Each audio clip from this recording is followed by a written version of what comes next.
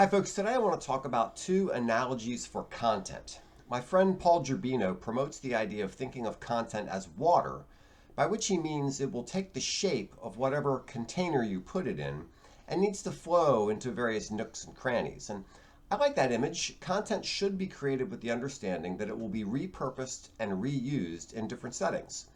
But I would adjust the metaphor slightly because as content flows into different areas, it needs to adapt. I like the analogy to Darwin's finches. You see, here's the scenario. There's this big island with a lot of different microclimates, and a group of finches show up on the island. And as they work their way into different areas of the island, they find that it's better there's more seeds over here and there's more flowers over here, and the birds adjust. They have one kind of a beak for getting into a flower and another kind of a beak for cracking seeds, and you end up with 20 different kinds of finches.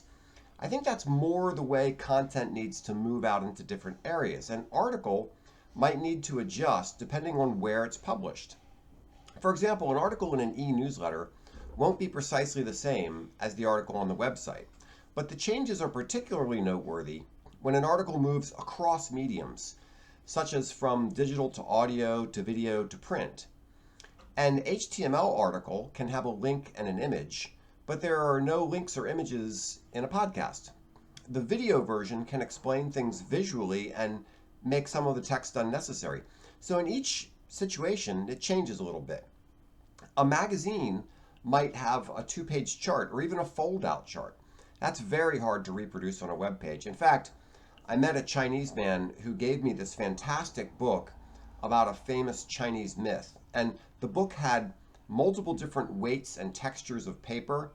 Some of the illustrations folded out, some of them folded out several times. And he asked me how to turn that into an ebook, and I said, I don't know. You would have to totally reimagine the book in order to make it an ebook. In a similar way, some children's books use texture and other physical features to explain a concept. So in short, when content flows into a different medium, it needs to take on and to optimize the characteristics of that medium. There are things you can do in a magazine that you can't do in a podcast, and vice versa. Take advantage of those things.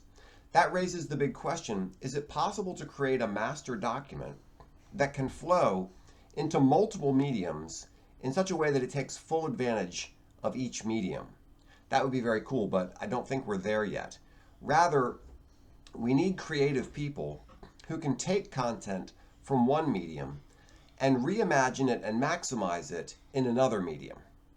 And speaking of different mediums, I don't know if you've seen that I publish a letter once a month. It's called the Krehbiel letter. You can go to krehbielgroup.com and look on the tab for the Krehbiel letter. It's a 4-page monthly letter that discusses issues affecting publishing. So check it out and sign up.